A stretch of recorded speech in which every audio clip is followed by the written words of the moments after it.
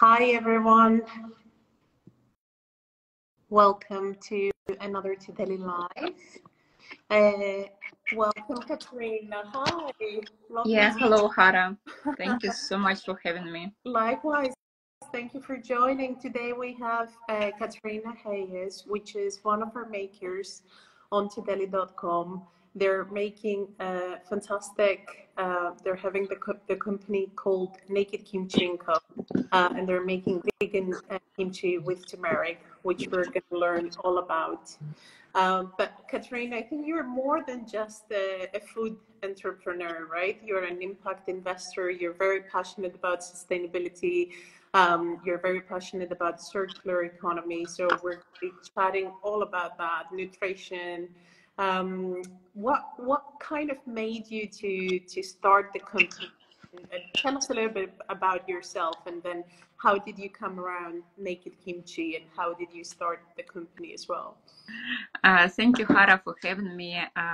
It's amazing. I adore what you do, and we have synergies with a lot of our values, which is so refreshing to have. And I think it's recently I come up to conclusion that no matter how you would like to be sustainable or support circular economy, you can do it by yourself. You really need to have to align with the values of the all stakeholders across all supply chain. And this is the only way you're able to achieve sustainability, circular economy, and be able to actually make a positive impact and make a positive change. And yeah, so yeah, thank you so much for having me here. Um, uh, How my journey. how did you start Naked Kimchi? What made you start, a kimchi company? Yes, so with starting Naked Kimchi, because I spent my, like I would say, almost 17 years plus into oil and gas industry, and I worked offshore, onshore, very quite demanding jobs, but it was amazing to meet so many people around the world as well. And so actually I've been doing kimchi since I moved to Glasgow 2008. And but it's never been as a business. It's always been like just I've been feeding my family, I've been feeding my friends, colleagues, and Family. able to kind of just provide for the you know uh, just for the daily, I would say, life, because I missed kimchi. And as a business, specifically as a business, I had actually mental breakdown offshore when I had one of the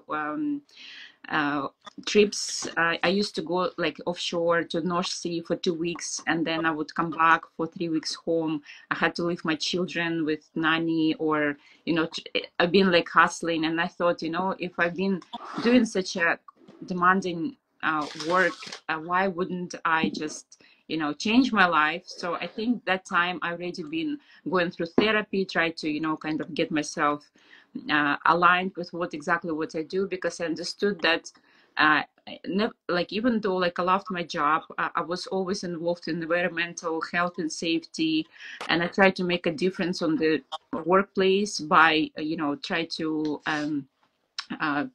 help people to change their mindset towards safety, towards environmental care, because it was such a big thing on the oil and gas. And then at some point it was just breaking point where it was 6 o'clock in the morning. I had some it was the passive aggressive one of our managers, and I thought, you know what, I just break down, and I just was cried and cried and cried, and I thought, you know what I'm doing with myself, what I'm doing with my life. And then I said, please just get me out of here. Like, I don't want to stay here like anymore a minute. So in a few hours, I was basically medevaced to onshore. And eventually I just, got back home to nowhere, because I had no plan, I had nothing. And but that time I already was kind of, pivoting kimchi.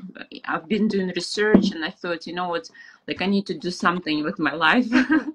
So and you know, it's that very funny joke that when you quit from your 9 to 5, and then and you think that you're going to have freedom and everything, and then you end up working 24/7.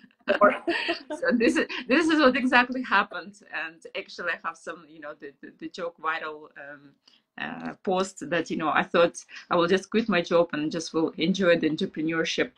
And so this is Naked Kimchi came. I was inspired by James Oliver, the changes what he does. But because the Naked Chef was taken, so I thought, you know what, I'll just take Naked Kimchi. But Naked Kimchi is not just because like it's naked from the specific word. I actually put a lot of meaning. I work with my brand designer to put the meaning in terms of natural, transparent, caring, nourishing.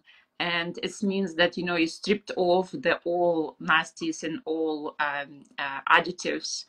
And even though, like, I took my dad's recipe, so the actually I wanted also have the meaning in terms of the legacy.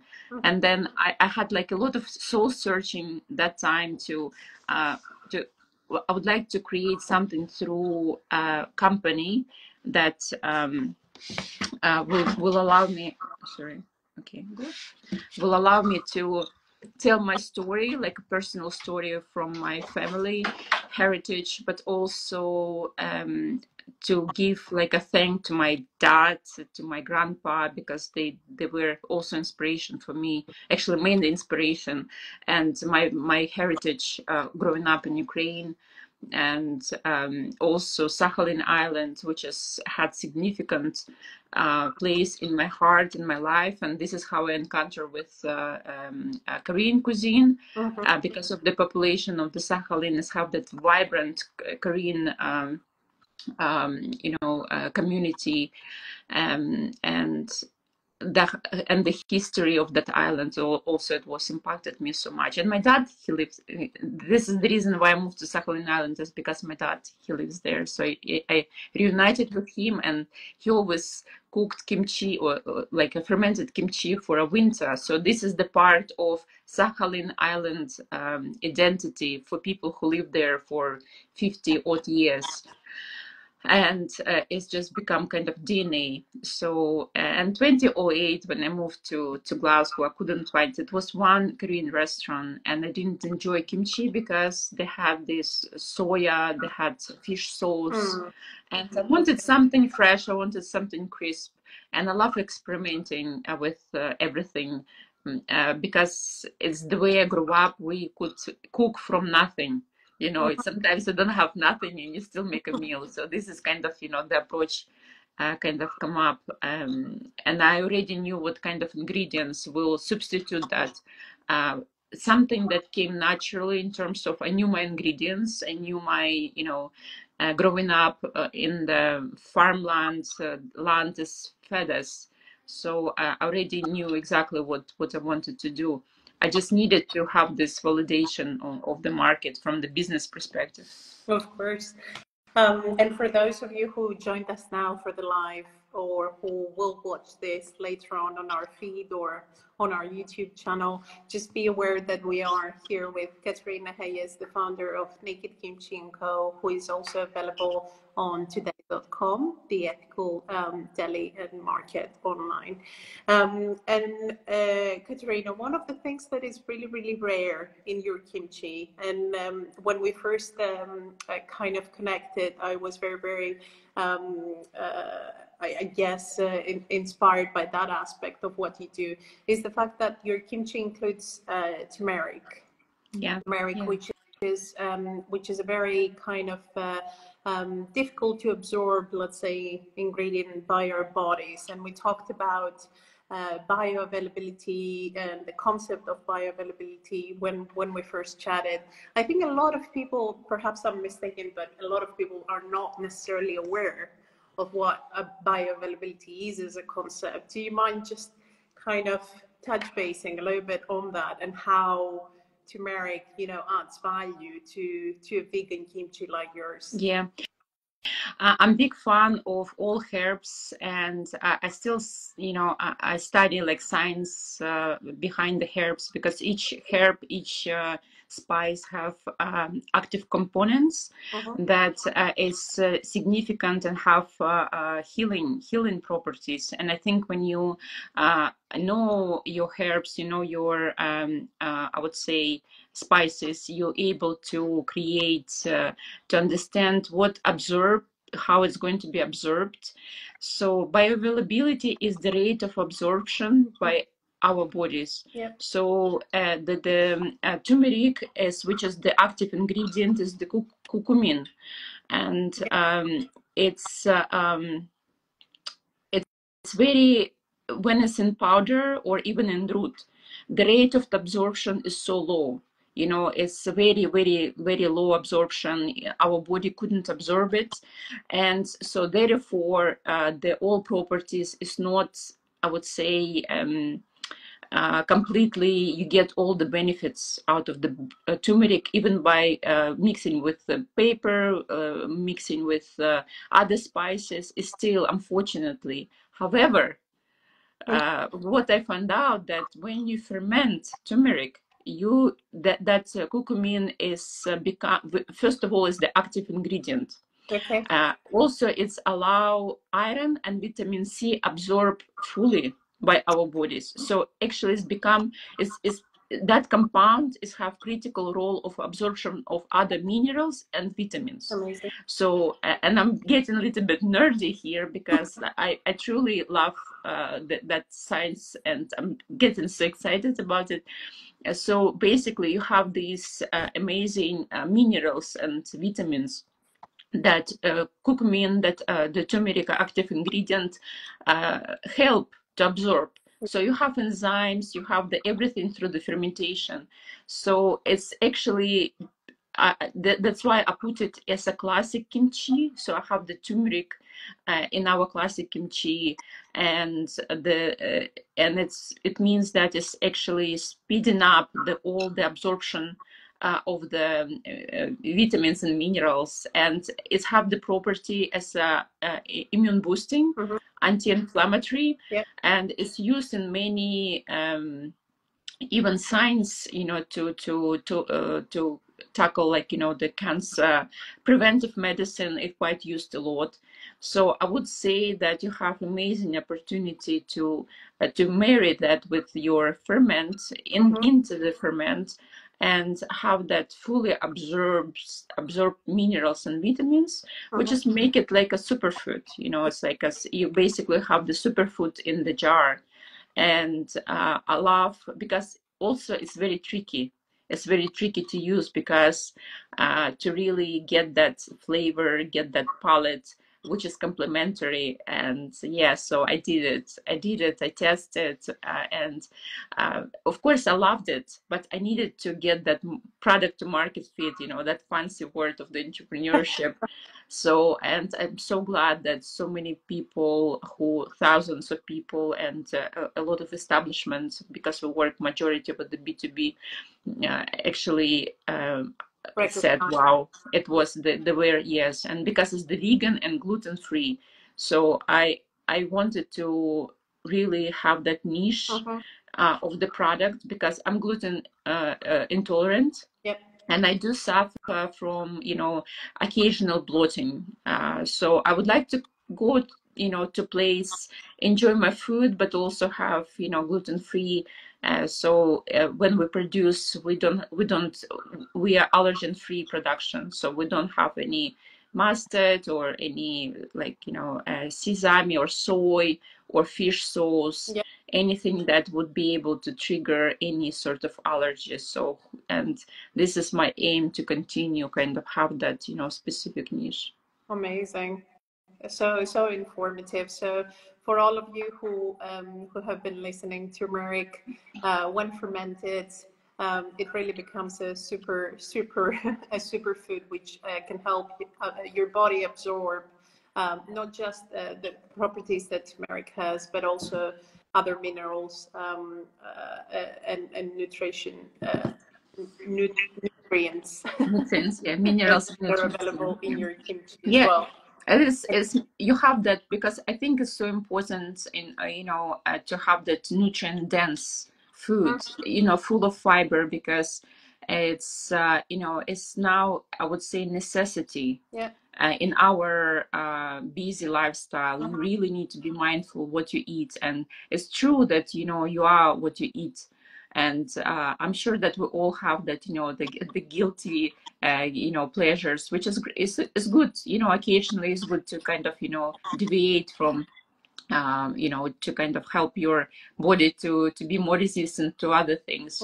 But in the same time, with the ferments, I think it's amazing opportunity to get your get back on the track, and by incorporating ferments into your food, I think Absolutely. it's They're, we are they're the blessed. food, they're the food for our guts. That's for sure. Yeah.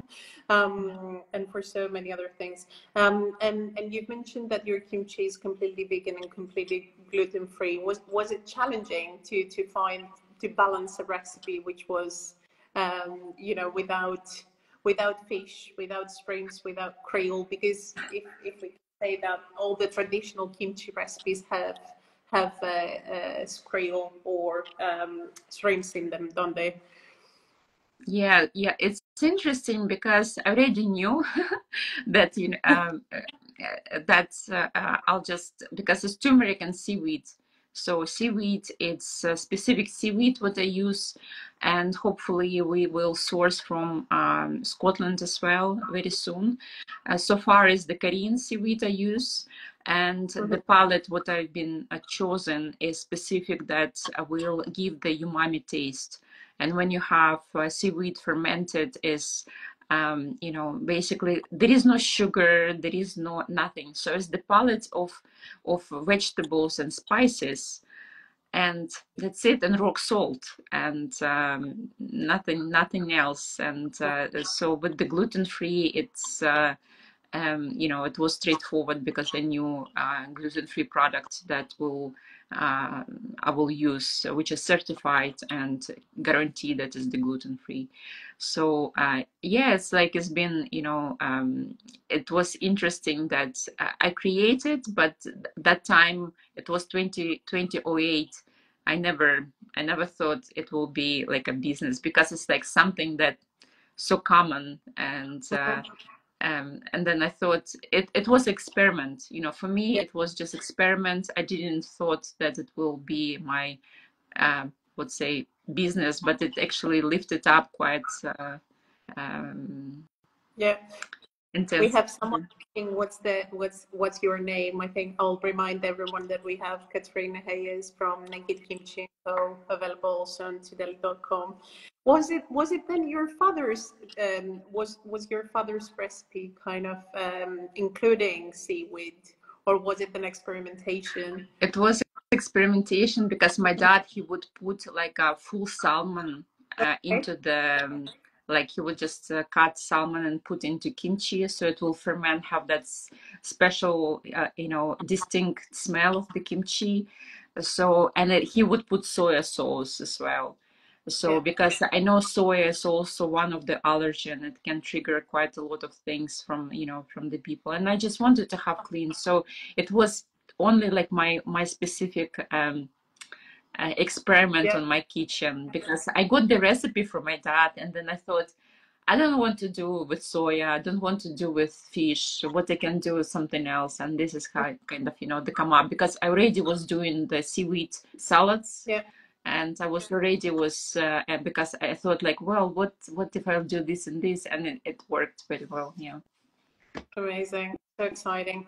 And on another topic, away from nutrition, I know you're passionate about actually, apart from sustainability, employing refugees and actually working with refugees within your company, which is another, I mean, amazing cause to support as a business and as a business founder. Do you want to tell us a little bit about that and how it started for you? Yeah.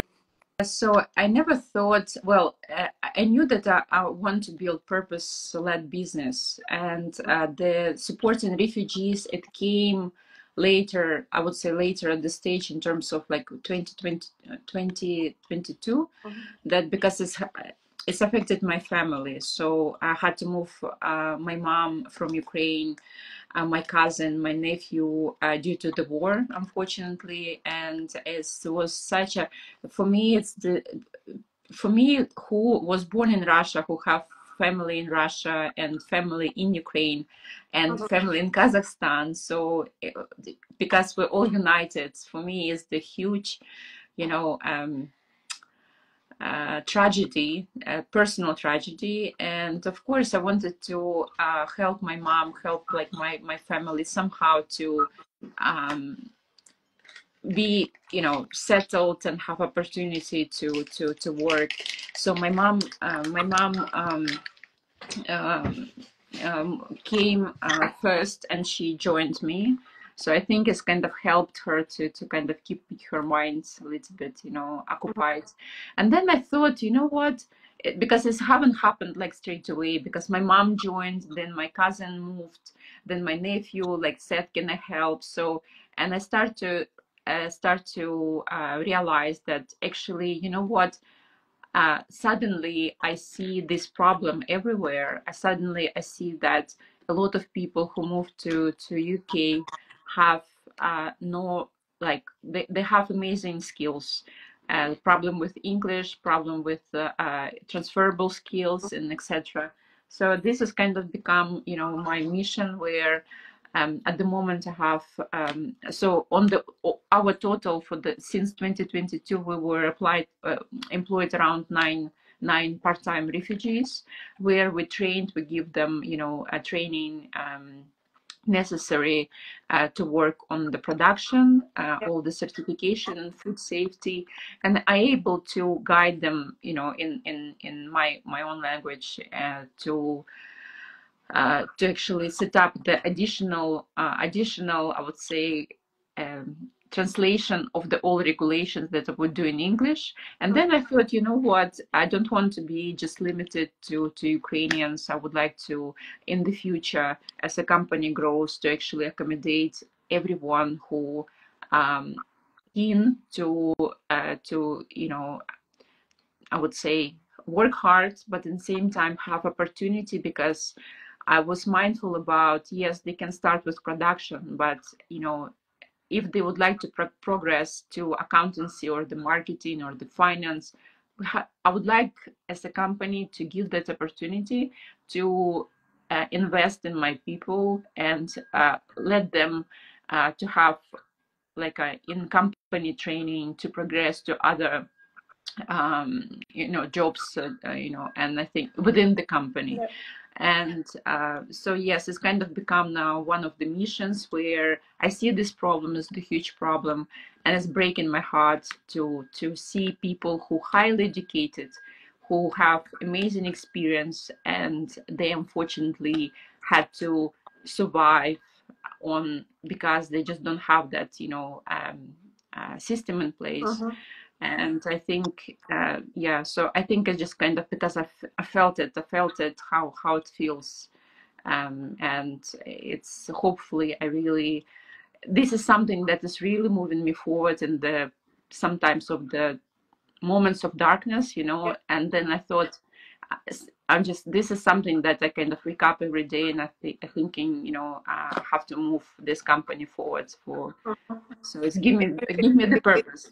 It's a fantastic initiative, and I think if we can all, I think you mentioned that to me on the call the other time, if we can all gather together and almost think about other ways companies can embrace that initiative. You know, apart from social responsibility, the impact you're making as a business will be going beyond touching the communities with food, but actually helping people, as you say, discover new opportunities when needed the most, which is fantastic. Yeah. And how about, I think circular economy, sustainability are also a passion of yours, right? So am I right to remember that you're a trained engineer? Yes, yes. Yes, in my past life, it helped a lot. It helped a lot to transferable skills, especially to understanding all these, because I was involved a lot in health and safety and environment aspect all the time through all my career. And it's always I've been passionate, and I try to, how I can make a difference, what we can do, differently, because it's a lot of to do with the mindset change towards, sustainability, towards the circular economy. It's very buzzing words right now. Yeah. But however, it's so empty, and I can say, unfortunately, that, I mean, we have amazing frameworks in place, like a big corp, also like other like regulations, but it's always it's like I can say that it is very hard to balance, because to being sustainable you need to actually have a big budget, because in terms of make those changes. And my biggest challenge, how would you tackle those challenges without the budget as a small business? Because sometimes what I came across, when you small business and you try to, yes, you have mission, you have, you want to make an impact. But then when I start to think about packaging, the prices for the glass, for instance, is the skyrocket. Then company not make the profit or even margin to reinvest in the company, because we're a bootstrapping company. So those challenges is so, like what do you do? And I thought to myself, okay, so even though I am, I am on the journey on the sustainability, I've tried to find the packaging that is fully recyclable, but it's still single-use plastic, So it's like it's still, and I still have those challenges that I going through in terms of the sustainability. However, I thought what I can do as a company, like an entrepreneur, a company owner, is because I understand the concept of the circular economy and the sustainability. Maybe I can't be sustainable at this moment, but I know where I'm going. And I think this is very important, because those things, the projections towards reinvesting into sustainable packaging, to how possibly can reduce CO2, for instance, how you can. And I think this is your platform is amazing, because you allow all ethical business to be on the platform. It means that customers can make conscious choices towards the local produce, because this is important. We don't need imported stuff. We're so blessed with such amazing companies who can offer. Of course, there is some products, of course, imported, like something that you can replace, but to give that opportunity for the customer to make the ethical choices is amazing. So that's why like I love your platform. And so on the circular economy aspect, I thought to myself, as much as I would love to be sustainable, as much as I would like to be a circular economy activist, if I'm going to sit by myself, I'm not going to achieve nothing, because I need to understand who my suppliers is, where those suppliers are coming from, how they affect in terms of the distribution, channel. Then the companies I work with, my distribution, and who is that companies, how they contribute to the circular economy. So, but I'm lucky that I have amazing network of people who I can always turn to and ask. And I said, you know what? I have to be a catalyst of change somehow, to at least try my best, everything what I could till nothing is left. So, and I like your honest approach, Katerina, super much, because I've been discussing this with other businesses as well, and I think you're absolutely right. It's so challenging when you're a small business to have a roadmap for sustainability and to make the right decisions at the right time that are not necessarily costing you a fortune. but they're adding value to the whole chain and to the customer and to the environment as well. And one thing we've discussed many times is to invite all of us to come together as a community and see how we can exchange knowledge and we can learn from each other. So that's something definitely that we're going to do as Todelli. Yes, I think it's amazing because only collectively you can make a change. Because, I mean, as a small business, there is no way you can be sustainable at the beginning, as much as I would love to. Our company who was doing kimchi previously before me, they went bust because they had this. We have to be sustainable. They wasn't making hardly any money. They, and again, it comes to the mindset where they put in sustainability, as a priority, not like a business. But we have to, we're a small business. You have to understand that you need to really make a profit. You need to sometimes, not sometimes, I mean, it's not possible. We don't have that support where you can go, okay, you have this solution for the packaging. Packaging sometimes costs more than your product, and then how on earth you're able to make money and sustain. It's not a hobby. And I think this is the transparency that have to be communicated clearly to consumers as well, because guys, we're small business, we struggle, we have to feed. Like, I employ people, I still don't pay myself because it's like I'm looking for the other ways how I can make that profit, so I can pay, not just pay my people. And this is the hardest part where you have to face, but in the same time, I think really being transparent and honest to avoid sustainability greenwashing, because you don't want to be, at least you can communicate that yes, I'm going towards this. I'm not there yet, but it takes me time because it takes investment, it takes etc. So I'm completely I'm not afraid to tell the reality what I face. But at the same time, I'm so blessed that I met people on my way, for instance, like Green Heart Growers, which is in Five.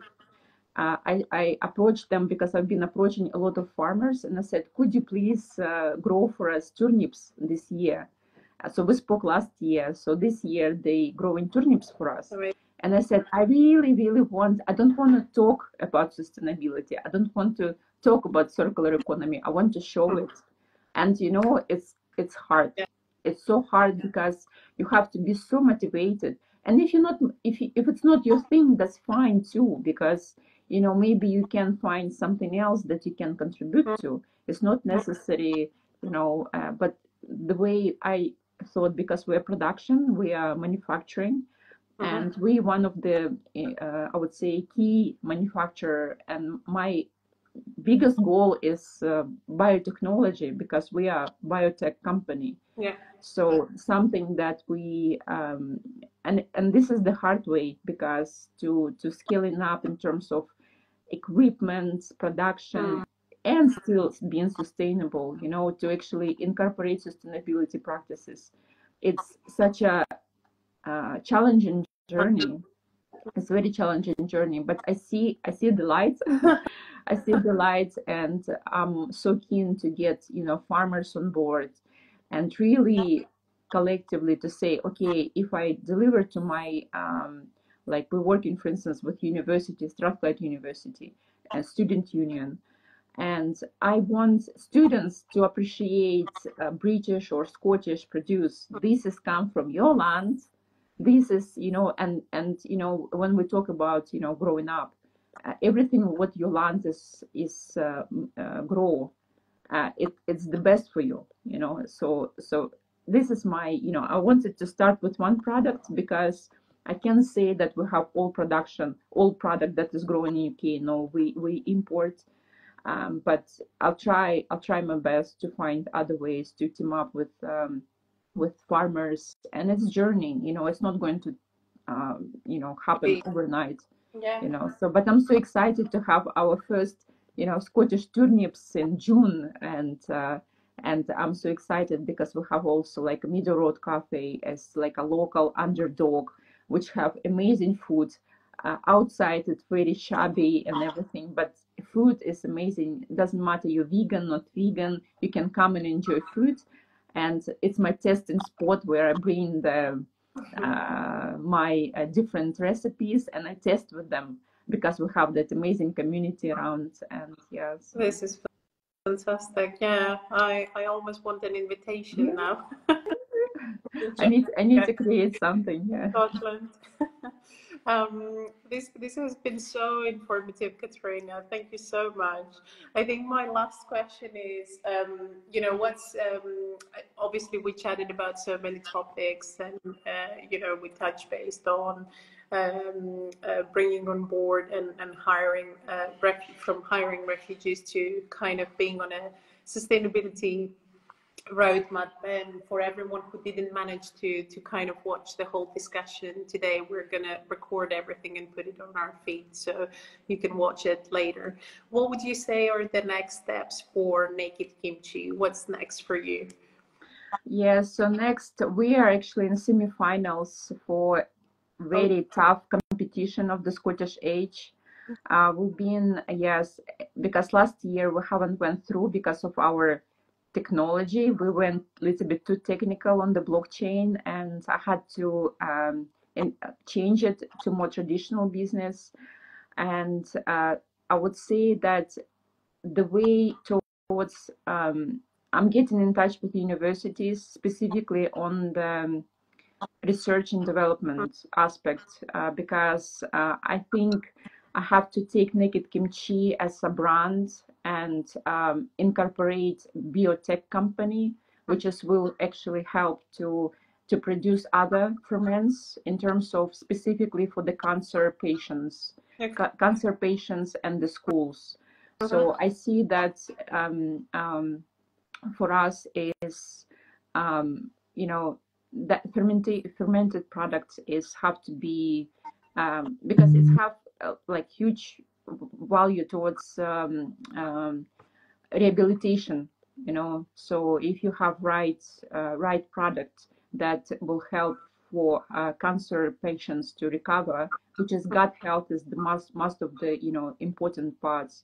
And of course schools, because I think children is really have this problem with malnutrition, and incorporating ferments, because a lot of children who moved from different countries, they are aware of, but I think we Britain is still on the uh, Begin. steps towards the better, because I think, to be honest, I'm looking at my daughter's or my son's school meals, and I'm like, come on, it's not just the cheesy pasta or the pizza, because you have again a lot of not enough fiber, not enough salads.